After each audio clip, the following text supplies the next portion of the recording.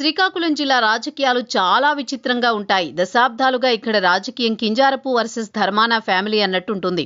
కాంగ్రెస్ అధికారంలోకి వస్తే ధర్మాన, టీడీపీ అధికారంలోకి వస్తే కింజారపు కుటుంబాల హవా ఉంటుంది.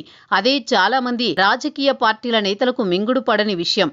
ఇప్పుడు అటువంటి సంక్లిష్ట పరిస్థితిని ఎదుర్కొంటున్నారు దువ్వాడ. ఆ రెండు కుటుంబాల మధ్య రాజకీయ అనైతిక బంధం కొనసాగుతోందని ఆయన చెబుతున్నారు. గత కొద్ది కాలంగా ఇదే విషయాన్ని పదే పదే హెచ్చరిస్తూ వచ్చారు.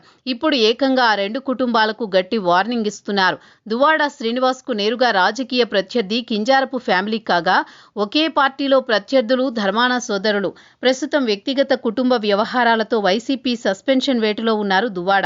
అయితే వైసీపీలో తన సస్పెన్షన్ కు ధర్మాన, కింజారపు కుటుంబాలే కారణమని కోపంతో రగిలిపోతున్నారు. దువ్వాడ శ్రీనివాస్ మాత్రం విచిత్ర పరిస్థితి ఎదుర్కొంటున్నారు. తన మనసు నిండా జగన్ ఉన్నారని చెబుతున్నారు.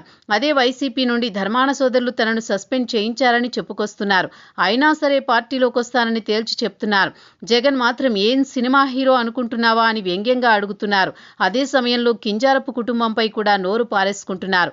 నా వెంట్రుకు కూడా పీకలేరంటూ బాబాయ్ అబ్బాయిలను హెచ్చరిస్తున్నారు. తాను చెప్పాలనుకున్నది చెబుతున్న దువ్వాడ ఎవరూ వినే పరిస్థితిలో లేరు. జగన్ పై అభిమానం కొండంత ఉంది. కానీ వైసీపీలో చోటు లేదు. ధర్మాన కుటుంబ పార్టీని నాశనం చేసిందని చెబుతున్నారు. కానీ వారు లేకుండా ఇప్పుడు జిల్లాలో పార్టీ లేదు. కింజారపు ఫ్యామిలీ ఏం చేయలేదని చెబుతున్నారు. కానీ జిల్లాలో ఆ కుటుంబానికి మంచి ఆదరణ ఉంది. శ్రీకాకుళం జిల్లా మూలపేట కోర్టు నిర్మాణం దాదాపు చివరి దశకు వచ్చింది. అయితే ఈ పోర్టు తమ ప్రభుత్వ హయాంలో జరిగిందని వైసీపీ, ఇటు టీడీపీ క్రెడిట్ కోసం ఆరాటపడుతున్నాయి. ధర్మాన సోదరుల నేతృత్వంలో వైసీపీ నెల 30న మూలపేట కోర్టు సందర్శనకు సిద్ధపడింది. దీంతో మళ్లీ దువ్వాడ కోపం వచ్చింది. పళ్లు కొరుకుతూ రగిలిపోతూ కనిపించారు దువ్వాడ. ఆ పోర్టు క్రెడిట్ జగన్ రెడ్డిదని, తరువాత తనదేనని చెప్పుకొచ్చారు దువ్వాడ. అయితే దువ్వాడ తాను అభిమానించే జగన్ వద్దకు వెళ్లలేకపోతున్నారు.